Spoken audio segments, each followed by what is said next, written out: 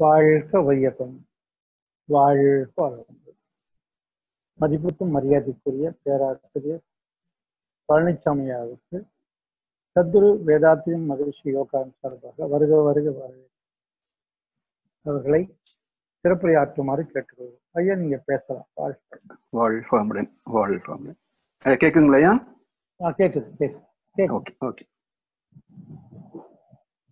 வாழ்க வையகம், வாழ்க வையகம், வாழ்க வளமுடன். குரு வாழ்க, குருவே துணை.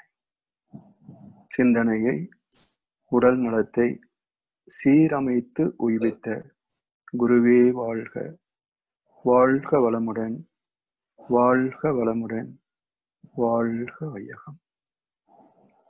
சார்ந்த பெருமக்களே, அருட்தந்தை வேதாத்ரி மகர்ஷி அவர்களின் சார்பாக இந்த இணையதள நிகழ்விலே இணைந்துள்ள ஆன்மீக உள்ளங்கள் அனைவரையும் வாழ்க வளமுடன் என்று வாழ்த்தி வரவேற்பதிலே மகிழ்ச்சியும் நிறைவும் பெறுகின்றோம். இன்றைக்கு நாம் வீடு காட்டும் வீடு பேறு என்ற தலைப்பில் சில கருத்துக்களை பரிமாறிக்கொள்ள இருக்கின்றோம். மனித ஆத்மாவுக்கு இருப்பிடம் இந்த உடல். இந்த உடலுக்கு என்று நாம் அமைத்துக் கொண்ட இருப்பிடம் வீடு. உடல் சாய்ந்து விட்டால் இந்த உடல் என்ற கூட்டுக்குள் ஆத்மா தொடர்ந்து இருக்க முடியாது. அப்ப அந்த ஆத்மாவுக்கு என்று உள்ள வீடு எது? அதைத்தான் வீடு பேறு என்று சொல்கின்றோம். அந்த வீடு பேற்றை இறந்த பிறகு அடைவதில் நம்ம வாழ்கின்ற காலத்தில் எந்த சிறப்பையும் பெற முடியாது. இறப்பதற்கு முன்பாகவே அந்த வீடு பெற்ற நிலையை அனுபவத்தில் உணர்ந்துவிட்டால் இந்த வாழ்க்கை மிக சிறப்பு மிக்கதாக, அற்புதமாக, இதுவரைக்கும் நாம் அனுபவித்திராத ஒரு புதிய உலகத்தை சந்திக்கலாம். அப்படிப்பட்ட வாழ்க்கை வாழக்கூடிய, எல்லாம் வல்லவனாகவும் எல்லாமே உள்ளவனாகவும் பரிணமித்தவன் மனிதன் என்று சுவாமி சொல்லுவாங்க. அதனால் நம்முடைய முன்னோர்கள் அதற்கான தாற்பயத்தை சுட்டிக்காட்டும் வகையிலே வீடு என்ற வார்த்தைக்கே வீடு பேர் என்றும் அமைத்தாங்க. இப்ப உடலை பற்றிய வீடு எப்படி ஆத்மாவை பற்றி வீடு பற்றி அடையாளம் காட்டுகிறது என்பதுதான் இந்த சிந்தனை. இப்போ ஒரு வீடு கட்டுகிறோம் என்றால் தெரு மட்டத்திலிருந்து ஒரு 4 அடி உயரத்துல கட்டணும். அதன் பிறகு வாசற்படி தொடங்கி வீடு அமைக்கும். இந்த 4 அடி உயரத்தை எளிதில் கடப்பதற்காக படிகளை அமைக்கின்றோம். 3/4 அடிக்கு ஒரு படி என்றால் 5 படிகள் அமைக்கும். அதன் பிறகு தலைவாசல், உள்ள நுழைந்தால் நடை என்ற பகுதி, அதன் பிறகு கூடம் என்ற ஒரு அமைப்பு இருக்கும், அதன் பிறகு முற்றம் என்று பின்கட்டு, அதன் பிறகு வெளி என்று பின்புறம். இப்படி படிக்கட்டு, நுழைவாசல், நடை, கூடம், முற்றம், வெளி, இந்த அமைப்புகள் உள்ளதுதான் வீடு என்று நம்முடைய முன்னோர்கள் வகுத்திருக்கின்றாங்க. இந்த வார்த்தைகளிலேயே சில நுட்பங்கள் இருக்கின்றன என்பதை நமக்கு யாரும் சொல்லித் தரல. இப்போ ஏன் தெருமட்டத்திலிருந்து உயரமாக கட்டுகிறோம் அப்படின்னா, பொதுவா நமக்கு மழை நீர் ஏதாவது வந்ததுன்னா உயரமா இருந்தா பாதுகாப்பு நினைக்கிறோம். அது உண்மை என்றாலும் கூட இன்னொரு கருத்து, இருக்கின்ற நிலையில் இருந்து உயர வேண்டும் என்பது கருத்து. இப்ப 4 அடி உயரத்தில் இருக்கணும். சாமி சொல்லுவாங்க, விலங்கினத்திலிருந்து மனித உருவத்தில் பிறந்தது முதல் படி. இப்படி பிறந்த மனிதன் வாழ்கின்ற காலத்தில் விலங்கின பகுதிகளை நீக்குவது 2வது படி. இதமான மனதோடு மனித நேயத்தோடு வாழ்வது 3வது படி. மனதுக்கு அடித்தளமாகிய அறிவை அறிந்து நிறைவாக வாழ்வது 4வது படி. இப்படி 4 நிலைகளிலே மனித வாழ்க்கை அமைந்திருக்கிறது. அந்த 4 நிலைகளிலே 5 படிகளை அமைத்தார்கள் நம்முடைய முன்னோர்கள். இந்த படி என்ற சொல்லிலே நாம் உயரத்தை அடைவதற்கான படிக்கட்டுகள் என்று ஒரு பொருள். இந்த 4 நிலைகளை பற்றி கற்றுக்கொள்ள வேண்டும், படிக்க வேண்டும் என்பது இன்னொரு பொருள். இந்த பழைய சினிமால ஒரு நகைச்சுவை காட்சி உண்டு. NS கிருஷ்ணன் என்ன பண்ணுவார்னா, இசைக்கருவிகள் எல்லாம் வைத்துக்கொண்டு ஏதாவது பண்ணிட்டு இருப்பார். அப்போ உள்ள வர்றாங்க அவருடைய மனைவி T.A. மதுரம். என்ன பண்ணிட்டு இருக்கீங்க அப்படிம்பாரு. கலை கலை அம்மா கலை அப்படிம்பாரு. உன்னை அந்த அம்மா என்ன பண்ணுவாங்க, ஹார்மோனியத்தை எடுத்து அந்த பக்கம் வைப்பாங்க, தபையில் எடுத்து இன்னொரு பக்கம் வைப்பாங்க, மிருதங்கத்தை எடுத்து இன்னொரு பக்கம் வைப்பாங்க. ஏய் என்னம்மா பண்ற அப்படிம்பாரு NSK. அந்த அம்மா சொல்லுவாங்க, நீங்க தானே கலைக்க சொன்னீங்க. ஓஹோ, கலை என்றால் கலையுமாகும் கலைத்தலுமாகும், நிலை என்றால் ஒரு நிலையுமாகும் நிலைத்தலுமாகும், மலை என்றால் மலையுமாகும் அடே அப்பா என்று மலைத்தலுமாகும். இப்படி தமிழ் மொழியில எந்த சொல் இருந்தாலும் ஒரு சொல் பருப்பொருளை குறிக்கும், இன்னொரு சொல் மனதின் குணாம்சங்களை மனம் அடைய வேண்டிய மேன்மைகளை குறிக்கும். எனவே எப்படி கலை என்பது நுண் கலைகளையும் குறிக்கிறது, கலைத்தல் என்ற செயலையும் குறிக்கிறது. அதுபோல் படி என்பது உயர்வதற்கான படித்தளங்களையும் குறிக்கிறது, வாழ்க்கையை படிக்க வேண்டும் என்று குறிக்கிறது. அப்ப எதையெல்லாம் படித்தால் வாழ்க்கை சிறப்பாகும் என்றால் 5 படிகளை அமைத்தார்கள். முதலில உடல் நலமாக இருப்பதற்கு என்னெல்லாம்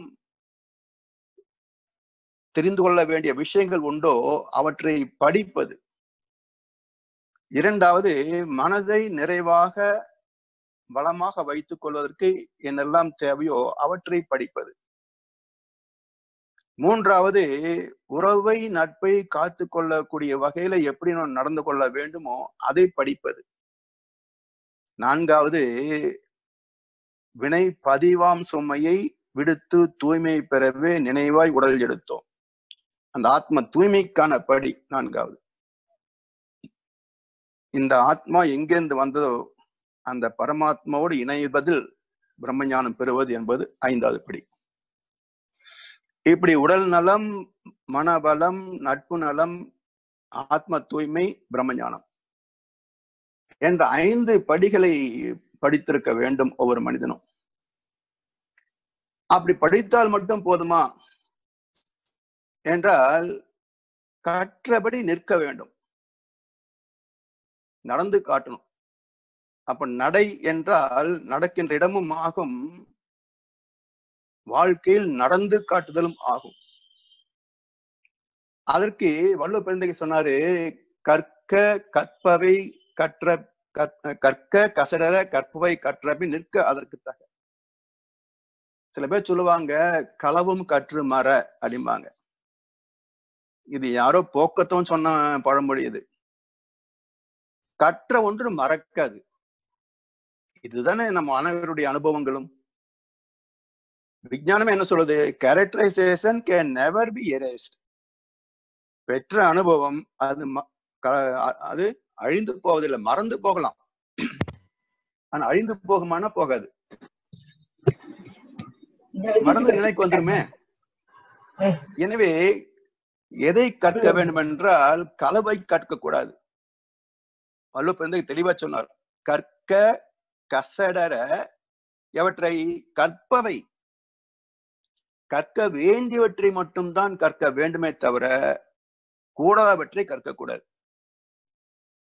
நீங்க அமெரிக்கால கூட குழந்தைகளை வளர்க்கின்ற முறை சொல்கின்ற போது don't teach don'ts to the child.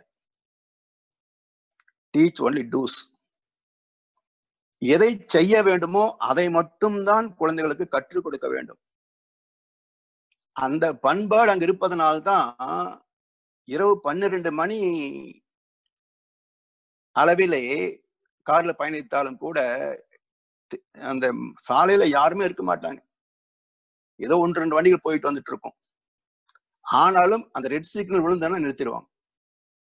இப்ப யார் வர்ற போனா என்ன அப்படின்னு நினைக்க முடியாதவனால. ஏன்னா அவனுக்கு டோன்ஸ் தெரியாது. சிக்னல் போட்டா நில்லு, அவ்வளவுதான். கிரீன் வருதா கிளம்பு, அவ்வளவுதான்.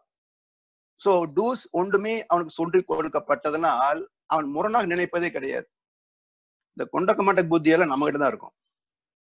ஏன்னா நம்ம குழந்தை பருவத்திலிருந்து ஏய் அதை செய்யாத, அங்க நிக்காத, இதை பண்ணாத, அப்படி போகாத, இங்க வராத, எல்லாமே நெகட்டிவா தான் நம்ம சொல்லி கொடுத்துருக்கின்றாங்க. எனவே எதை செய்ய வேண்டும் என்று கற்றுக் கொடுப்பதற்கு தாய் தந்தைக்கு தெரியவில்லை, சமுதாயத்திற்கும் தெரியவில்லை. அதனால் எது எது தீங்கு தருகின்றதோ அவற்றை மட்டும் அடையாளம் கண்டு இதை செய்யாது, எதை செய்யாது, இதை செய்யாது. அப்ப என்னதான் செய்யறது? அதனால நமக்கு இப்படி குறுக்கதான் யோசிக்க முடியுமே தவிர ஸ்ட்ரெயிட் ஃபார்வர்டா யோசிக்கிறதுக்கு இல்ல. காரணம் களவும் கற்றுமாறன். எனவே கற்க கசடு அற, சிறிது கூட ஐயத்திற்கு இடமில்லாமல் தெளிவாக கற்க வேண்டும். எவற்றை? கற்க வேண்டியவற்றை கற்க வேண்டும். கற்க கசடர கற்பவை, கற்ற பின் நிற்க அதற்கு தக. எதை நாம் கற்றுக்கொண்டோமோ, எது சரியானது என்று ஏற்றுக்கொண்டோமோ அதை பின்பற்றுவதற்கு முயற்சியாவது செய்யணும். அதுல ஜெயிக்கிறோமா இல்லையான்றது அடுத்த கட்டம். நல்லது என்று ஏற்றுக்கொண்டோம், அப்ப அதுக்கு செய்வதற்கான முயற்சியாவது செய்ய வேண்டாமா? எல்லா தர்மமும் பேசுறாங்க, ஆனா அதை நடைமுறைப்படுத்துறாங்களா அப்படின்னு அதுக்கு ஒரு தர்மம் பேசுவோம். எனவே கற்பவை சிறப்பானது அல்ல, எவ்வளவு தெரியும் என்பது பெருமைக்குரியது அல்ல. நான் தெரிந்து கொண்டவற்றில் எவற்றை நான் நடைமுறைப்படுத்துகின்றேன், அதுதான் சிறப்பு வாழ்க்கையில. எனவே தெளிவாக கற்றுக்கொண்ட பிறகு அதை தேர்ந்தெடுத்து செயல்படுத்த வேண்டும். கற்றபடி நடத்தல், அது நடை. இப்படி நடக்கின்ற போது அனுபவங்கள் கிடைக்கும். இன்பமான அனுபவங்கள், சங்கடமான அனுபவங்கள், துன்பமான அனுபவங்கள் பலதரப்படும். அப்படி அனுபவங்களை பெறுகின்ற போது அதை எப்படி சீர்மைப்படுத்திக் கொள்வது, துன்பங்களை நீக்கி இன்பங்களை தக்க வைத்துக் கொள்வது எப்படி? அப்ப கலந்து ஆராய்வது. கூடம் என்றால் கூடுதல், கூடுகின்ற இடம். இந்த கூடம் 2 இடத்துல இருக்குதுங்க. ஆங்கிலத்துல கூட இப்ப நம்ம எல்லாம் வீடு கூப்பிட்டோம்னா எப்படி வீடு போட்டிருக்கோம்னா, இது சிட் அவுட்டு, இது ஹாலு, இது பெட்ரூமு, இது மாஸ்டர் பெட்ரூமு, இது டாய்லெட்டு, இது ரீடிங் ரூமு, இது கெஸ்ட் ரூமு, இது டைனிங் ஹால். அப்ப 2 இடத்துல ஹால் வரும். ஒண்ணு மெயின் ஹாலு, இன்னும் டைனிங் ஹால். அப்ப மனிதன் தன்னுடைய அனுபவங்களை பகிர்ந்து கொள்வதற்கு ஒரு கூடம். உண்ணுவங்கின்ற பொழுது தனியா சாப்பிடக்கூடாது, எல்லாரும் கூடி பகிர்ந்துண்டு வாழ்கின்ற பண்பாடு. அப்ப அதுவும் டைனிங் ஹால், உணவு கூடம். எனவே கூடி தன்னுடைய அனுபவங்களை பரிமாறிக்கொள்வது, அதோட ஆராய்ச்சி செய்து பார்க்கணும். யாருடைய கருத்து, யாருடைய அனுபவம் சிறந்தது என்பதை ஆய்ந்து பார்த்து அவற்றில் எது சிறந்தது என்று தேர்வு செய்து அதன்படி தொடர்ந்து வாழ்வதற்கு முயற்சி எடுக்கணும். சாமி சொல்லுவாங்க, வாழ வேண்டும் என்று எண்ணி நாம் வந்ததில்லை. யாரும் இங்க பிறக்கணும்னு கேட்டு இந்த தாய் தந்தை பிறக்கணும்னு தேர்ந்தெடுத்தெல்லாம் வந்து பிறக்கல. It is not incidental, accidental. So வாழ வேண்டும் என்று எண்ணி நாம் வந்ததில்லை. எனினும் பிறந்து விட்டோம். வாழ வேண்டும், உலகில் ஆயுள் உள்ள மட்டும், வாழ்ந்தோர்கள் அனுபவத்தை தொடர்ந்து பற்றி. அந்த அனுபவம் என்பது இல்லை என்றால் எதையுமே நாம் தூக்க முடியாது. ஒரு தீது நன்று என்பதை தேர்ந்தெடுத்து அறநெறியை வகுக்க முடியாது. அதற்காக அந்த ஆய்ந்து பார்க்கின்ற அனுபவங்கள். கண்ணன் அழகா சொல்லுவார், பிறப்பின் வருவது யாதென கேட்டேன், பிறந்து பார் என்று இறைவன் பணித்தான். குழந்தை பருவம் யாதென கேட்டேன், தவழ்ந்து பார் என்று இறைவன் பணித்தான். இளமை என்பது யாதென கேட்டேன், இருந்து பார் என்று இறைவன் பணித்தான். மனையால் சுகம் என்ப யாதென கேட்டேன், மணந்து பார் என்று இறைவன் சொன்னான். முதுமை என்பது யாதென கேட்டேன், முதிர்ந்து பார் என்று இறைவன் சொன்னான். இறப்பு என்பது யாதென கேட்டேன், இறந்து பார் என்று இறைவன் சொன்னான். கணேசு கேட்டாரு, இறைவா, அனுபவத்தே அறிவதுதான் வாழ்க்கை என்றால் பிறகு நீ ஏன் என்று கேட்டேன். இறைவன் சற்று அருகே வந்து காதில சொன்னான், அந்த அனுபவமே நான் தான் என்று. எனவே அனுபவம் இல்லை என்றால் அறநெறியே வந்திருக்காது அல்லவா? அப்ப அந்த அனுபவங்களிலே நன்மைகளை தக்க வைத்துக் கொள்ள வேண்டும், தீமைகளை நீக்க வேண்டும். இந்த பொறுப்பு தான் சமுதாயத்துல ஞானிகள் என்றும் குருமார்கள், சிந்தனையாளர்கள், சீர்திருத்தவாதிகள், அதன் பிறகு அரசியல் அமைப்பு, குடும்ப அமைப்பு, இதெல்லாம் அதை தொடர்ந்து வந்ததுதான். இந்த அனுபவங்களை ஆய்ந்து பார்த்தவர்கள் மக்களுக்கு ஒரு இனிமையான வாழ்வில் நெறிமுறைகளை வகுத்தார்கள். அதுல 2 கோட்பாடுகள் அடங்கியிருக்கும். மனிதனாக பிறந்த ஒவ்வொருவருக்கும் தெய்வத்தை பற்றிய அனுபவம் வேண்டும். அது பெரும்பாலும் இப்ப இல்லை. எல்லா சிக்கல்களுக்கும், பிரச்சனைகளுக்கும், குழப்பங்களுக்கும், யுத்தம் வரைக்கும் காரணம் என்னன்னு பாத்தீங்கன்னா, தெய்வத்தை அறியாத மிக பெரும் குற்றம். அது சாதாரண மனிதர்கள் அறியவில்லை என்றாலும் கூட பெரிய பிரச்சனை கிடையாதுங்க. மக்களை நெறிப்படுத்தக்கூடிய ஆன்மீகம், அரசு, தொழில்துறை, இவர்களாவது அந்த அறிவை பெற்றால்தான் மக்கள் நல்லபடியாக வாழ முடியும். அப்படி இல்லை என்றால் அந்த சமுதாயம் எத்தனை வளங்களை பெற்றிருந்தாலும் அதற்கு மேல் பிரச்சனைகளும் இருக்கும். இந்த உலகத்தை ஆய்வு செய்து பார்த்தால் இந்த உண்மை நமக்கு கசப்பாக இருந்தால் ஏற்றுக்கொள்ளத்தான் வேணும், வேற வழியே கிடையாது. அது ஏன் அவ்வளவு எளிது இல்லை என்றால், இறை உணர்வு பெற வேண்டும் என்றால் பல மாற்றங்கள் நிகழ வேண்டும் நமக்குள்ள. அடிப்படையில மனதின் இயல்பு தெரியவில்லை என்றால், ஆத்மாவின் இருப்பிடம் என்ன என்று தெரியவில்லை என்றால், மனம் எதை நோக்கி ஓடுகிறது, அது தேடுகின்ற இன்பங்கள் என்ன என்று தெரியவில்லை என்றால் இறை அனுபவம் பெற முடியாது. அது அழகா ஒரு பழைய சினிமா பாட்டு சொல்லுவாங்க, இன்பம் எங்கே, இன்பம் எங்கே என்று தேடு, அது எங்கிருந்த போதும் அதை நாடி ஓடு. எல்லாம் ஓட ஆரம்பிச்சிட்டாங்களா? அவர் சொல்றாரு, கொஞ்சம் நில்லு தம்பி, உன்ன மாதிரி நான் ஓடி பார்த்துட்டான்னு இதை சொல்றேன். எங்கெல்லாம் ஓடி ஓடி பார்த்தேன், எதுல இன்பம் இல்லை என்பது சொல்லிடுறேன். கனிரசமாய் மது வரிந்து கழிப்பதல்ல இன்பம், போச்சா? கணிகையரின் துணையினிலே கிடைப்பதல்ல இன்பம், போச்சா? மாடி மனை கோடி பணம் வாகனம் வீண் ஜம்பம், வாழ்வினிலே ஒருவனுக்கு தருவதில்லை இன்பம். சரியா? மிச்சத்தை தேடுனா மிச்சத்தை எங்க போய் தேடுறது? எனவே எதிலே இன்பம் இல்லை என்று தீர்க்கமாக சொன்னார்களோ அதையே தான் 700 கோடி மனிதரும் தேடுகிறார்கள். அரசியல்வாதி, மடாதிபதி உட்பட எல்லாம் இதைத்தான் தேடுறாங்க. அப்ப எந்த ஜென்மத்தில் இந்த தெளிவு வரப்போகுதுங்க?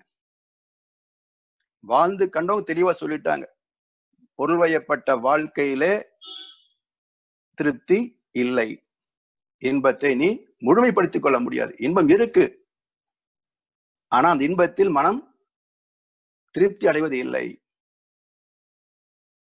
எத்தனை வகையான அனுபவ பொருட்கள், வாழ்க்கை வசதிகள்.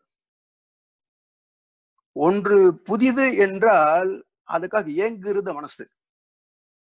எப்படியாவது அதை அடையணும் அடையணும் அடையணும் ஏங்குது. அடைய முடியா பொருளின் மீது ஆசை தீராது, அபிமானம் மாறாது. அடைந்து விட்டாலும் கொஞ்ச நாள் பெருமையா பேசிக்கும், நான் வாங்கிட்டேன் பாத்தியா, புதுசா இருக்குது புதுசா இருக்குது, எல்லார்கிட்டையும் கூப்பிட்டு காட்டிக்கும், போராட்டத்துல எல்லாம் பெருமை பேசிக்கும். கொஞ்ச நாள் போச்சுன்னா அது நல்லா இருக்கு, இப்போ லேட்டஸ்ட் வந்திருக்காமா, அது எப்படி இருக்குன்னு பார்க்கணும். இப்போ கிடைக்கின்ற வரைக்கும் அது ஒரு கியூரியாசிட்டி இருந்தது, இப்போ கிடைத்த பிறகு ஏன் காணாம போச்சு? அப்ப மனம் என்பது என்ன என்றால், கிடைக்கின்ற வரைக்கும் பெரிதாக தோன்றி, கிடைத்து அனுபவித்த பிறகு இவ்வளவுதானா என்று எண்ண வைத்து, இதைவிட மேம்பட்ட ஒன்று, இதைவிட அழகான ஒன்று, இதைவிட சிறப்பான ஒன்று, இதைவிட புதுமையான ஒன்று, இதைவிட பெரிதான ஒன்று, இதைவிட சிறப்பான ஒன்று கிடைக்காதா என்று ஏங்க வைக்கின்ற தன்மைதான் மனசு. அதனால்தான் உடல் சார்ந்த ஐம்புலன்களிலேயும் நிறைவு உண்டுங்க. எவ்வளவு சாப்பிட முடியும்? எவ்வளவு நேரம் வாட்ஸ்அப்பும் ஃபேஸ்புக்கும் பார்க்க முடியும்? எவ்வளவு நேரம் ஹோம் தியேட்டர்ல பார்க்க முடியும், கேட்க முடியும்? அப்போ all the 5 senses are with limited capacity, but the 6th sense mind alone with unlimited capacity, so mind cannot be satisfied. நம்முடைய 5 புலன்களும், மெய்வாய் கண்மூக்கு செவி என்ற 5 புலன்களும் எல்லைகளுக்கு உட்பட்டவை. ஆனா மனம் என்பதோ எல்லை கிடையாது. அதனால் மனம் நிறைவு பெறுவதும் கிடையாது. அப்ப எங்கே தான் இந்த மனசு போய் நிற்கும்? இங்கே தான் மனசு போய் நிற்கும். The other end of your mind is Almighty God என்பார் மகரிஷி. மனதின் மறுமுனை தெய்வம். இதை காட்டுவதற்காகத்தான் நம்முடைய அற்புதமான மகான்கள் ஒரு அற்புதமான சடங்கை உருவாக்கி வைத்தாங்க. எல்லா கோவில்களிலும் தேர் திருவிழா என்று வைத்தாங்க. உற்சவமூர்த்தியை தேர்ல வைத்து, நீண்ட வடக்கயிறை வைத்து, இந்த நுனியில பக்தர்கள் நின்று அந்த ரதத்தை இழுக்கணும் என்று சடங்கு வச்சாங்க. இந்த தேர் திருவிழா எல்லா ஊர்கள்லயும் எல்லா கோயில் நடக்குது. ஆனா எந்த தத்துவத்தை அந்த மதவாதி நமக்கு போதித்தார்? அந்த பூசாரி நமக்கு எடுத்து சொன்னார்? இல்ல நம்ம எதை கேட்டோம், எதுக்காக இதை செய்யறோம்? அதை கண்ணன் அழகா சொன்னாரு, தேர் ஏது, சிலை ஏது, திருநாள் ஏது, தெய்வத்தையே மனிதர் எல்லாம் மறந்த போது. இவன் கடவுளை பத்தி மதிக்கிறதும் கிடையாது, மறந்தே போயிட்டான். ஏதோ கர்ப்பகிரகத்துக்குள்ள இருக்கிறது தான் கடவுள் நம்பிக்கிட்டு இருக்கிறான். உண்மையான தெய்வத்தை மறந்தே போயிட்டான். ஆனா வருஷா வருஷம் திருவிழா நடத்துறத மட்டும் குறைவே கிடையாது. அப்ப என்ன புண்ணியத்தை கட்டிக்கிறான் இதுல? அந்த பாட்டுல கடைசி 4 வரி சொல்றாரு பாருங்க, தேர் ஏது, சிலை ஏது, திருநாள் ஏது, தெய்வம் போல் மனிதர்கள் எல்லாம் மாறும் போது. 2 எக்ஸ்ட்ரீம் எண்ட். ஒரு முதல் பாகத்துல தெய்வத்தை மறந்ததுனால இந்த திருவிழாக்கு என்னையா அர்த்தம் இருக்குன்னு கேட்டார். கடைசி பேரால எல்லாமே தெய்வமா மாறிட்டாங்க மனுஷனுங்க எல்லாம். அப்புறம் எதுக்கு ஐயா தேர் திருவிழா? ஒன்று அர்த்தமற்றது, அடுத்தது அவசியமற்றது. இந்த ரெண்டு கடையில குழப்பம்தான் மிச்சம். எனவே ஒரு முனையில் இருக்கின்ற பக்தன் அந்த வடக்கரை பற்றி கொண்டே போனால் எங்க போய் நிற்பான்? முடிவு எங்க? உற்சவமூர்த்தி. அப்போ இந்த ஒரு முனை இருக்கின்ற மனம் இந்த வடக்கரை பற்றி கொண்டே போனால் மறுமுனை தெய்வத்தை தானே அடைகிறது. அதே போல நமக்குள்ளும் ஒரு வடம் இருக்கு. அந்த வடத்துக்கு தண்டு வடம்னு பேரு.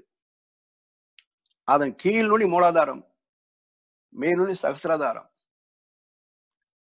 மூலாதாரத்தில் இருக்கின்ற மனசு சகசிராதாரத்துக்கு போய்விட்டால் அதன் பிறகு அது ஒன்னும் கேட்காது. அதுதான் கண்ணாசனுடைய பாடல் எத்தனை முறை சொன்னா சலிப்பில்லாத ஒரு 4 வரிகள். ஏற்கனவே சொல்லியிருப்பேன். கேள்வி வரும்போது பதில் ஒன்று வேண்டும், கேட்க நினைக்காத மனம் ஒன்று வேண்டும். கேள்வி வந்தா பதில் கிடைக்கணும். எதுக்கு நமக்கு தெய்வம் தேவை? பதில் சொல்லணும். கடவுள் இருக்குன்ற ஒரு பக்கம், இன்னொரு இல்லைன்ற இன்னொரு பக்கம். இது ரெண்டுக்கும் பெரிய புத்தி தேவை கிடையாது. எப்படி இருக்குதுன்னு சொல்லணும்னா அங்க அறிவு வேணும். கடவுள் இருக்கு என்றால் எப்படி இருக்கிறார்? அறிவு இருந்தா தான் விளக்க முடியும். கடவுள் இல்லை என்றால் எப்படி இல்லை விளக்கணும், அறிவு இருந்தா தான் விளக்க முடியும். ரெண்டு எக்ஸ்ட்ரீம் எண்டு. இவன் இருக்குன்னு முட்டாள்தனமா நம்புறான், என்னது ஆத்திகன். இவன் இல்லைன்னு முட்டாள்தனம் மறுக்கிறான், இவன் நாத்திகன். அப்ப எதை இல்லைன்னு சொல்ல முடியும்? எனவே இப்படி ரெண்டு பதில் சொல்வதற்கு பெரிய சிந்தனையும் அறிவு தேவையில்லை. அது குழந்தைத்தனமான அறிவு. இதுதான் தெய்வம் என்று தெளிவாக சொல்ல வேண்டும் என்றால், இதெல்லாம் தெய்வம் இல்லை என்று தெளிவாக எடுத்துரைக்க வேண்டும் என்றால் சிறந்த ஆராய்ச்சியும் அனுபவமும் தெளிவும் இருந்தால் தான் சொல்ல முடியும். அப்படி அறிந்தவர் சொல்கிறார்கள், நம்முடைய ஆத்மாவை லயப்படுத்துவதற்கான இடம் தானே வழிபாட்டு ஸ்தலங்களா வச்சிருக்கிறோம். அப்போ இது தெய்வம் அல்ல, இதற்கு மூலம் ஒன்று உண்டு. அதை அடைகின்ற வழி என்ன? ஒரு 20-25 வருஷம் முன்னாடி தொலைக்காட்சியில ஓம் நம சிவாயான்னு ஒரு சீரியல் வந்துட்டு இருந்தாங்க. சில பேருக்கு ஞாபகம் இருக்கும். அதுல ஒரு வாரம் இந்த பூதகணங்கள் எல்லாம் திருக்கையிலம் போறாங்க சிவபெருமானை தரிசிப்பதற்காக. சிவபெருமான் ஆழ்ந்த தியானத்தில் இருக்கிறார். இவங்கெல்லாம் காத்திருக்கிறாங்க. நீண்ட நேரத்துக்கு பிறகு சிவபெருமான் கண் திறக்கிறார். தேவர்கள் போதகணங்கள் எல்லாம் அவரை வாழ்த்தி வணங்குகிறார்கள். அதுல கேட்கிறாங்க, பெருமானே, நாங்கள் எல்லோரும் உம்மை அடைவதற்காக பூஜை புனஸ்காரங்கள் தவமுறை தியானங்களை மேற்கொள்கின்றோம். ஆனால் தாங்களோ எப்பொழுதும் தியானத்திலே இருக்கிறீர்கள் என்றால் நீங்கள் யாரை நோக்கி தவம் செய்கிறீர்கள்? டிவி சீரியல் தாங்க.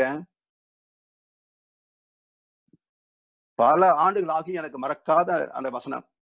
இதே வசனம் தான், மாத்தியம்னு சொல்லல. அப்ப சிவன் சொல்றாரு, நான் என் மூலத்தை நோக்கி தவம் செய்கிறேன். என்ன அற்புதமான கருத்து பாருங்க. அப்ப இவர்கள் கண்ட உடம்பாக இருக்கிறதே சிவம், இது மூலம் அல்ல. இதற்கு ஒரு மூலம் உண்டு. அந்த மூலத்தை அடைகின்ற வழி என்ன? தியானம். எனவே சிவனின் தத்துவம் எதை சொல்கிறது என்றால், நான் உருவமாக இருக்கிறேன், ஆனாலும் என் உருவத்திற்கு மூலம் ஒரு அரூபம் ஆதிசிவம். அந்த ஆதிசிவத்தை அடைவதற்கான வழி தவம் அன்றி வேறு இல்லை. எத்தனை வருஷம் உருண்டு கும்பிட்டாலும் அதனுடைய உச்சகட்ட பலன் என்ன என்றால் ஞான மார்க்கத்தின் கதவை திறப்பதுதான். ஆழ்ந்த பக்தி இல்லாதவன் ஞானத்துக்கு வர முடியாதுங்க. வெறும் வேஷ பக்தி எல்லாம் உதவவே உதவாது. இன்னைக்கு உலகத்தில் உள்ளது பெரும்பகுதி வேஷ பக்தியும் கடங்கார பக்தியும் தான். வணங்குவதற்கு மட்டுமே நான் கோவிலுக்கு போவேன் என்ற பக்தி தான் உயர்ந்த பக்தி. அந்த சிறப்பு என்ன பாருங்க, இப்ப நம்ம வீட்டுல செடி கொடிகள் எல்லாம் இருக்குது. அப்பப்ப அந்த இலைகள் எல்லாம் காய்ந்து சருகாய் கீழே ஊந்துரும். அதெல்லாம் அள்ளி நம்ம குப்பையில போட்டுறோம். இதே ஒரு தோட்டக்காரர் என்ன பண்ணுவாரு, அந்த இலைகள் எல்லாம் எடுத்துட்டு போய் ஒரு குழியை தோண்டி அதுல போட்டுருவார். அப்ப என்ன ஆகுது, ஒரு காலகட்டத்துல மக்கி உரமாக மாறுகிறது. சரி, இப்போ வனத்துக்குள்ள காட்டுக்குள்ள அங்கங்க மரங்கள் இருக்குது, பருவத்துக்கு தகுந்தாற் போல் இலைகள் எல்லாம் உதிர்ந்து போகுது. அங்க யார் குப்பை அள்ளி கொண்டு போய் உரமா போடுவாங்க? அப்ப அந்த இடத்துல அந்த மரத்திலிருந்து உதிர்கின்ற இலைகள் அங்கேயே மக்கி அந்த மரத்துக்கே உரமாக மாறுகிறது. இது போல பக்தி என்ற பழைய இலைத்தலைகள் மக்கி போக போக ஞானம் என்ற வித்துக்கு உரமாக மாறும். பக்தியில் ஸ்ரத்தை இல்லைன்னா ஞானத்துக்கு வரவே முடியாது. எனவே அந்த பக்தியின் ஸ்ரத்தையை ஊட்ட வேண்டிய கடமை, பொறுப்பு, அக்கறை பூசாரி முதல் மதவாதி வரைக்கும் உண்டு. அந்த கடமையை தவறுகிற குற்றம் தான் இன்னைக்கு இத்தனை பிரச்சனைகளுக்கும் காரணம். அது வியாபாரஸ்தலம் அல்ல கோவில்கள், அது ஆன்மீக ஸ்தலம். அந்த வியாபாரத்தனத்தை நீக்கி விட்டால் உண்மையான பக்தி அங்க செழிக்கும். அப்படி அந்த பக்தியின் உச்சம் ஞானத்தின் திறவுகோல். அப்புறம் ஞான மார்க்கத்தில் பயணிக்கணும். அப்போ சிவனை உருவமாக வணங்குகின்ற பக்தி ஞானத்தில் மலர்கின்ற போது தவத்தை தொடுகிறது. தவத்தின் மூலமாக ஆதிசிவமாகிய அரூபமே எனக்குள்ளும் அரூபமாக அறிவாக இருக்கிறது. அந்த அறிவின் இயக்க களம்தான் என்னுடைய ஜீவாத்மா. இந்த ஜீவாத்மாவுக்கு இந்த உடம்பு வீடாக அமைந்திருக்கிறது. அதுல ராமகிருஷ்ண பரமஹம்சர் சொல்லுவார் பாருங்க, ஒரு வீடு கட்டுறோம், கொத்தனாரு கடக்கால் போட்டு உட்கார்ந்து கட்டுறாரு. கட்டிடம் உயரம் வர வர நின்று கட்டுறார். அதுக்கு மேல உயரம் போகும்போது சாரம் போட்டு மேல உட்கார்ந்து கட்டுறார். எத்தனை மாடிகளை கட்டி முடித்தாலும் பிறகு பூச்சி ஆரம்பிக்கிற போது மேலிருந்து கீழ் நோக்கி வருவார். அப்ப பூச்சி முடிய முடிய ஒவ்வொரு சாரமா கழட்டி கழட்டி போட்டு கடைசியில பழையபடி நின்று பூசி கட்டடத்தை முடிக்கிறார். இப்போ சாரம் இல்லாமல் வீடு கட்ட முடியுமா? சாத்தியமே இல்லை. சாரம் நிரந்தரமா, வீடு நிரந்தரமா? வீடுதான் நிரந்தரம். அப்போ நிரந்தரமான வீட்டை தற்காலிகமான சாரம் இல்லாமல் கட்ட முடியாது அல்லவா? இதே போல்தான் ஆத்மா நிரந்தரமானது, உடம்பு தற்காலிகமானது. அதிகபட்சம் 120 வருஷம் அது வரைக்கும் வாழ்ந்தவங்க எண்ணி சொல்லக்கூடியவங்க இருக்கிறாங்க. பாக்கி எல்லாம் எப்ப வேணா போகும். அப்போ நிரந்தரமான ஆத்மாவை தற்காலிகமான உடல் இருக்கின்ற போதுதான் ஆத்ம தரிசனமும் பெற முடியும், பரமாத்ம தரிசனமும் பெற முடியும், தெய்வ தரிசனமும் பெற முடியும். இந்த மூன்றையும் நாடிய பயணத்தில் குரு தரிசனம் பெற வேண்டும். எனவே இந்த தற்காலிகமான உடல் இருக்கின்ற போதுதான் ஆத்மா அறிய முடியுமே தவிர இந்த உடல் இல்லை என்றால் ஆத்மா அறிய முடியாது. அதனால் இந்த உடல் வாழ்கின்ற காலத்திலேயே ஆத்மா தன் வீடு பெற்று அறிந்துவிட வேண்டும். அது சமாதி நிலை என்று சொன்னாங்க. ஆதிக்கு சமமாக வாழ்கின்ற நிலை. அதை வள்ளல் பெருமான் சொன்னார், செத்ததுக்கு அப்புறம் சமாதி ஆக முடியாது, அது உடலுக்கு சமாதி. மனசுக்கு எப்ப சமாதி? எப்போ மனம் தன்னை தன் மூலமாகிய அறிவாக லயமாக்கி விடுகின்றதோ அப்போ அது சமாதி நிலை. இந்த சமாதியை செத்த பிறகு எட்ட முடியுமா? வாழ்கின்ற காலத்தில் தூக்க முடியுமா? வாழ்கின்ற காலத்தில் தான் அனுபவிக்க முடியும். எனவே வள்ளல் சொன்னாரு, செத்து இறந்து போய் கதியை பெற நினைக்கும் பேதரை போல் என்னை நினைய. அவங்க எல்லாம் அறிவில்லாதவங்க, பாமர மக்கள், செத்ததுக்கு அப்புறம் சமாதி ஆகிறது. ஆனா அறிவில் உயர்கின்ற போது வாழ்கின்ற காலத்திலே சமாதி அடைகின்றார்கள். அப்ப செத்து இறந்து போய் கதியை பெற நினைக்கும் பேதரை போல் என்னை நினையேல், அது வாழ்கின்ற காலத்திலேயே ஆனந்திக்க வேண்டிய தெய்வீக பேரின்பம். அதுக்கு தகுந்த மாதிரி தன்னுடைய வாழ்க்கையை அமைத்துக் கொள்ள வேண்டும். சமுதாயம் அதற்கு பொறுப்பெடுத்துக் கொள்ள வேண்டும். இந்த வகையிலே இந்த ஆத்மா ஜீவாத்மா தன் மூலமாகிய பரமாத்மா அறிகின்ற போது அதுக்கு மேல மனசுதான் கேக்குதா பாருங்களேன். அந்த பயணத்தில் அலைவேகம் 13க்கு கீழே இறங்கி 8, 7 வரும்போது வாழ்க்கையை பற்றிய கேள்வி வந்தாலும் சரி, இயற்கை ரகசியங்களை பற்றிய கேள்வி வந்தாலும் சரி, தெய்வத்தை பற்றிய கேள்வி வந்தாலும் சரி, கேள்வி வரும்போது பதில் ஒன்று கிடைக்கும். அந்த அலைச்சுளை தொடுகின்ற போது தன் மூலமாக பரமாத்மாவோடு லயமாகின்ற போது கேட்க நினைக்காத மனம் வந்துவிடும். அதுக்கு மேல் ஒன்றும் கேட்காது. இன்னும் வேற என்ன வேண்டும்? இப்பேறு பெற்ற பின்னர் எடுத்த மனித பிறப்பு எய்ததே முழுமை. மிதக்கின்றேன் காப்பாய் இந்நிலை மாறாமல். அப்படி அந்த தெய்வீக பெரும்பத்தில் திளைக்கின்ற மிதக்கின்ற நிலை வந்துவிட்டால் அதுதான் வீடு பேரு. அப்ப இதற்கான வழிவகைகளை எல்லாம் கற்றுக்கொண்டு பயிற்சி அடைந்து முழுமை பெற வேண்டும் அல்ல, அது முற்றம். அப்ப கூடத்தில் பெற்ற அனுபவங்கள், பெற்ற வாழ்வியல் நெறிமுறைகள், அதை நடைமுறைப்படுத்தி வாழ்ந்து பார்த்து முதிர்தல். உடம்புதான் முதிருது. சொல்லுவாங்களா, வயசுக்கு தகுந்த பக்குவம் வேண்டாம பெருசும்பாங்க. அதுதான் நிர்வாகத்துறையில என்ன சொல்லுவாங்க, மேனேஜ்மெண்ட். அது என்ன பண்றது, நிர்வாகம் பண்றேன் அப்படிம்பாங்க. அது நிர்வாகம். அந்த வார்த்தைக்கு பொருள் மேன் ஏஜ் மெண்ட், அதாவது வயதுக்கு தகுந்தாற் போல் பக்குவம் அடைவது மேன் ஏஜ் மெண்ட். அப்படி ஒரு மனிதன் வயதுக்கு தக்க பக்குவத்தை அடையவில்லை என்றால் he should be amended. அவன் திருத்தப்பட வேண்டியவன். அந்த திருத்தத்திற்கு அறிவுரை சொல்வது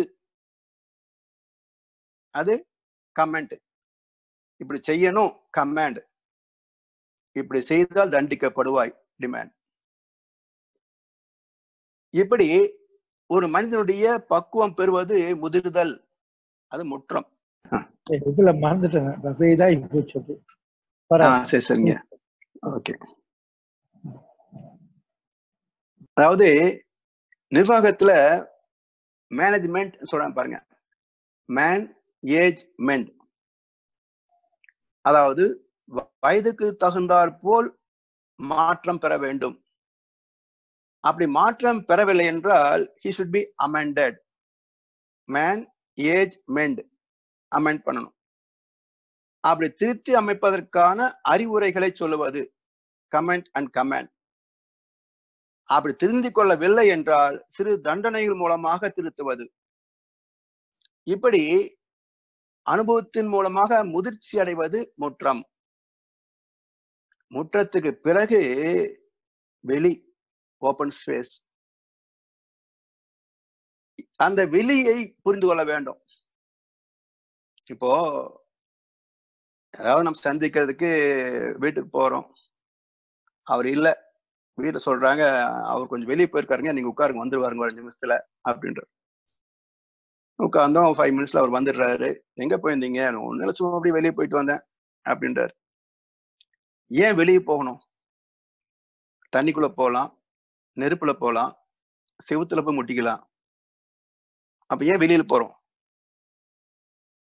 செவுத்துக்கு மேல கிராஸ் பண்ணீங்கன்னா முட்டிக்கும், வலி. தண்ணிக்குள்ள போனா நீச்சல் தெரியலன்னா முழுகி போயிடுவோம். நெருப்புக்குள்ள போனா பஸ்பம் தான், வேற வழி கிடையாது. விண்ணுக்குள்ள போலாமா? அணுவுக்குள்ள போக முடியாது. இவ்வளவு பெரிய உடம்பு எப்படி அணுக்குள்ள போக முடியும்? அப்போ விண்ணு, காற்று, நெருப்பு, நீர், கெட்டி பொருள், இந்த 5 பௌதிகங்களில் நாம் எதை ஊடுருவ முடியும் என்றால் இந்த காற்று வெளிதான். இப்படி ஜீவன்கள் வாழ்வதற்கு இந்த பூமியின் காற்று வெளி வேண்டும். இந்த பூமி சுழல்வதற்கு சூரியனின் காந்த வெளி வேண்டும். இந்த பிரபஞ்சம் சுழல்வதற்கு சுத்த வெளி வேண்டும். வெளி இல்லை என்றால் இயக்க இடம் இல்லை, சேத்திரம் இல்லை. அந்த வெளி எது? அது தனக்கென்று எந்த ஒன்றும் இல்லாதது. அதுக்கு எல்லையும் கிடையாது, ஆதியும் கிடையாது, அந்தமும் கிடையாது. அந்த எல்லையில்லாத பரவெளி, அந்த வெளியை உணர்வதற்கு வழி தியானம்.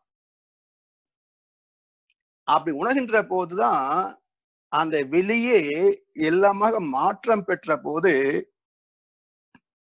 ஒரு விதி தோன்றியது. பகவத்கீதையில அருமையான ஸ்லோகம் உண்டு.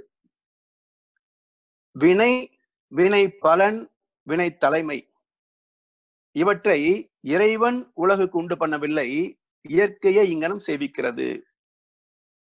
வினை, வினை பலன், வினை தலைமை, ஒரு செயல், செயலுக்குரிய விளைவு, இதை நிச்சயிக்கின்ற தலைவன்.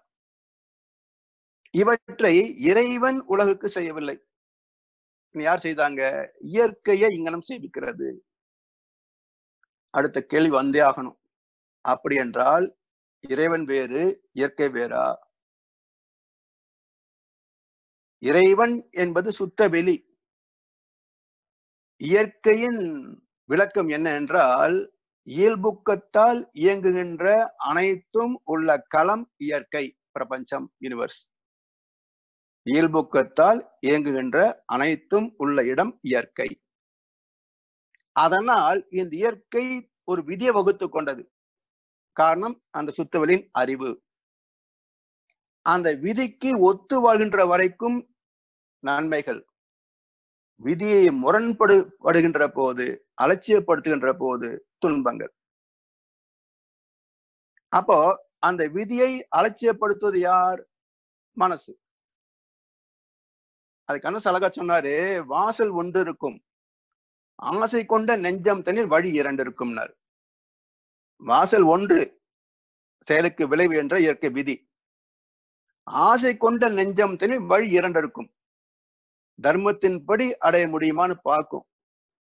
முடியலையா, அதர்மத்தில் கால் வைத்து விடும். 2வது வழி. இப்படி தர்மத்தை விட அதர்மத்தை அதிகம் ஆராதித்ததால் அந்த சுத்தவெளி அடைவது சாத்தியம் இல்லாமல் போனது. அதனால் தெய்வ தரிசனத்தை பெறக்கூடிய வாய்ப்பு குறைந்து போனதுனால தர்மம் புரியவில்லை, தர்மத்தின் மீது நம்பிக்கையும் இல்லை. ஒரு காலகட்டத்துல சொர்க்கம் நரகம் சொன்னாங்க, நம்பி நாங்க பயந்து வாழ்ந்தாங்க. இன்றைக்கும் சில பேர் இருக்கிறாங்க அப்படி. ஆனா பெரும்பான்மையான மக்களுக்கு சொர்க்கத்தை பற்றிய ஆசையோ, நரகத்தை பற்றிய பயமோ, இவ்விரண்டை பற்றிய நம்பிக்கையோ கிடையாது. அப்புறம் பாத்தீங்கன்னா கூட, இப்ப அடி நல்லா இருக்கிறியா, என்ஜாய் பண்ணு, அப்புறம் பாத்துக்கலாம் சொர்க்கமாவது நரகமாவது. அப்ப கொள்ளை அடிப்பதில் வல்லமை காட்டும் திருட்டு உலகமாகிவிட்டது இந்த பூமி. அதனால் வீடு கட்டதுல பெருமை இருக்கே தவிர வீடு பற்றி பற்றி எந்த பயிலும் அக்கறையா படுறதில்லை. 10 வீடு கட்டுறதுல பெருமைப்பட்டுக்கிறான், ஒத்த ஆத்மா வீடு பேர் எங்கன்னு தெரியாது. எனவே இதை புரிந்து கொள்ளவில்லை என்றால் வாழ்க்கை பயனற்று போகிறது. அதனால் வீடு கட்டும் போதே, உடம்புக்கு வீடு கட்டிட்டோம், ஆத்மா வீடு. சாமி சொல்லுவாங்க, 40 வயதுக்குள்ள பொருள் துறை நிறைய பெற்று விட வேண்டும். அதுக்கு மேல ஓடி ஓடி சம்பாதிக்கிறதுலாம் ஓடக்கூடாது, போதும் நிறைய பெற்று விட வேண்டும். 40க்கு மேல ஆன்மீகத்தில் நாட்டம் வந்து விட வேண்டும். அதுக்குத்தான் பிரம்மச்சரியம், கிரகஸ்தம், வானப்பிரஸ்தம், சன்னியாசம் என்று 4 நிலைகளை சொன்னாங்க. அது கண்ணன் அழகா சொல்வார், 10 திங்கள் சிறையில் இருந்தேன், பள்ளி கூட அறையில் இருந்தேன், எத்தனையோ சிறைகளை நான் பார்த்து விட்டேன் போடா போனார். அப்ப அம்மாவுடைய கர்ப்பத்தில் இருந்தது ஒரு சிறை, பள்ளியில் இருந்தது ஒரு சிறை, இல்லறத்தில் வந்தது ஒரு சிறை, வாழ்க்கை வசதியில் சிக்கிக் கொண்டது ஒரு சிறை. ஆத்ம விடுதலை எப்போ? அதுதான் வீடு பேரு. எனவே மீண்டும் ஒரு பிறப்பெடுத்து வீடு பெற்றிருக்கான வழியில் வாழவில்லை என்றால் வாழ்க்கை தோற்றுவிட்டது என்பதே பல பேருக்கு புரியல இன்னும். அதைத்தான் வீடு கட்டும்போது யோசிக்கணும். போதும், வீடு கட்டியாச்சு, உடம்புக்கு பாதுகாப்பாயிடுச்சு, அடுத்து என்ன பண்ணணும்? ஆத்மாவுக்கு என்ன பண்ணணும் பார்க்கணும். அதனால்தான் மனிதனுக்கு நிறைய வராத காரணம் பாருங்க, எவ்வளவு பெரிய பதவிகளை வகித்திருந்தாலும், எத்தனை சொத்துக்களை அனுபவித்திருந்தாலும், ஏதோ ஒரு காலகட்டத்திலாவது என்னத்தை சம்பாதிச்சு, என்னத்தை அனுபவிச்சு, என்ன சுகத்தை கண்டேன் போ அப்படின்ற ஒரு சலிப்பு வராத மனுஷனுக்கு சாவே கிடையாது. அந்த சலிப்பு வந்து தீருது இல்ல, என்ன குறைச்சு போச்சு இப்போ? எதுக்கு இந்த சலிப்பு? தாத்தா பாட்டி, கொள்ளு தாத்தா பாட்டி சம்பாதிச்சது அனுபவிச்சதை விட இன்னைக்கு 1008 வசதிகள் அனுபவிச்சிருக்கிறோம். இதெல்லாம் அவங்க அனுபவிச்சாங்களே. அப்ப இத்தனை அனுபவ பொருட்களை அனுபவித்த பிறகும் என்ன சுகத்தை கண்டேன் போனா இனி என்ன சுகம் வேணும் உனக்கு? இந்த கேள்வி எழுப்புவது யார்? வீட்டுக்காரன் கேட்டா பதில் சொல்லிடலாம், வீட்டுக்கார அம்மா கேட்டா பதில் சொல்லிடலாம். கேட்கறது ஆத்மாவாச்சே, நமக்குள்ள இந்த கேள்வி வருது. அப்போ இவ்வளவு துய்த்த பிறகும் ஏன் ஆத்மா இந்த கேள்வி எழுப்புகிறது என்றால், உன்னை நம்பி இத்தனை வருஷம் வாழ்ந்துட்டவன் கூட என்னைக்காவது எனக்காக வாழ்ந்தாயா? இத்தனை வருஷத்துல உனக்கு மூலம் நான். ஆத்மா இல்லைன்னா உடம்பே கட்டியிருக்க முடியாது. அப்படி மூலமான என்னை என்னைக்காவது திரும்பி பார்த்தியா? எனக்கு என்ன வேணும்ன்றத ஒரு செகண்டாவது யோசனை பண்ணி பார்த்தியா? சாகர வரைக்கும் உடம்பு உடம்பு உடம்பு சொத்துனே ஓடினியே, நான் இல்லைன்னு நீ இல்ல, எனக்காக நீ என்ன பண்ணின? பதில் தெரியல. எப்படி தெரியும்? எனவே கேள்வி வரும்போது பதில் ஒன்று வேண்டும், கேட்க நினைக்காத மனம் ஒன்று வேண்டும், வழி தியானம். அப்ப ஆத்மாவை அறிந்தால்தான் வாழ்க்கை நிறைவாகிறது. வீடு பெற்றை அறைந்தால்தான் வாழ்க்கை நிறைவு பெறுகிறது. அது வரைக்கும் குறையுள்ள வாழ்க்கை தான். அதனால்தான் இந்த வாழ்க்கையை பற்றி கிராம பக்கத்தை சொல்லுவாங்க, என்ன பொழப்பு போ நாய் பொழப்பு அப்படிம்பாங்க. அது என்ன நாய் பொழப்பு? திருநாய் பாருங்க, எப்பவும் பிஸியா தான் இருக்கும், அதுக்கு என்ன வேலை? அப்போ நாய்க்கு நிக்க நேரம் இல்லை, செய்ய வேலை இல்லை. இது மாதிரி இந்த மனுஷங்க பாருங்க, ராத்திரி பகல் எந்த நேரம் ஓடிக்கிட்டே இருப்பான், தின்னுகிட்டே இருப்பான், ஏதாவது பண்ணிக்கிட்டே இருப்பான். எதுக்கையா இவ்வளவு பண்றீங்கன்னு கேளுங்க.